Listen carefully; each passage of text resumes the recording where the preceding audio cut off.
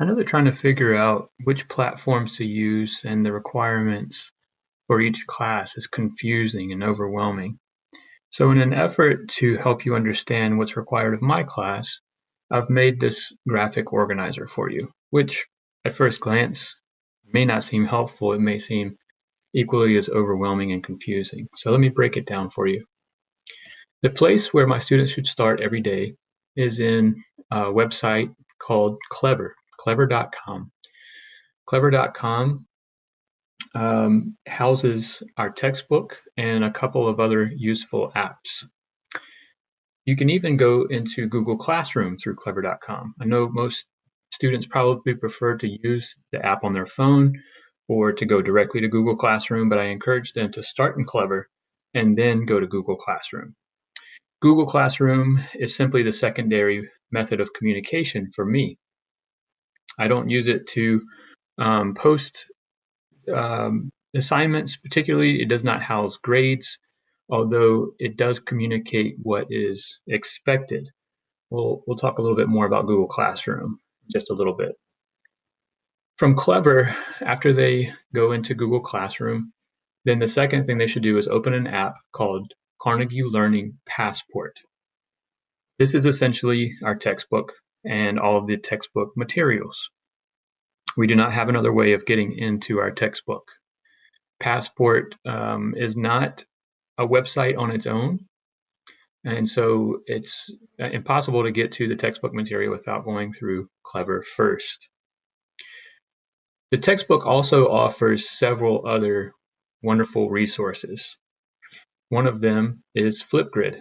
Flipgrid is a standalone platform. It has its own app and website. But once again, I encourage my students to go through Clever, then Passport to get to Flipgrid. They'll find Flipgrid right beside their textbook, which is labeled Student Edition. That's actually not the name. The name is Kecevere, but nevertheless, the app is labeled Student Edition. To the left of Student Edition is Flipgrid. And so when I post something on Flipgrid, I hope that they will go through Passport to access the directions and to record their video. Essentially, Flipgrid is that. It's a website modeled after popular social media apps, and students record answers to questions that I pose in a video. Also through Passport, you have Newsela. Newsela is used primarily for my honors level courses. It's a site that takes articles published in various media and translates them into Spanish into different levels, reading levels, appropriate to the level that my students are in currently. I post one article a week with activities, hoping to increase their reading levels. Then there's Quizlet. Quizlet is a little bit trickier to find because it's not an app through Clever. It's incorporated into the textbook, and the app through the textbook where you can find Quizlet is called Flashcards. So when the students go into Passport, they're going to see a suite of apps. There are a dozen apps offered through the textbook, and one of them is flashcards. When they click on flashcards, they're redirected automatically to Quizlet, and Quizlet has pre-populated all the vocabulary lists from all the chapters in our book. When I post anything from these three websites through Clever, then they're sent to Google Classroom, meaning the students get an alert that an assignment has been posted from one of these sites. The unfortunate thing about these two main sites that we use, Carnegie Learning Passport and Google Classroom, is that they do not communicate with each other. So these third-party apps have to communicate between them. It's a little bit of a strained relationship, if you will, between Carnegie Learning Passport and Google Classroom. They do not communicate directly. So when I post lessons on asynchronous days through Passport, there's no way that Passport is going to tell my students through Google Classroom that there are lessons posted.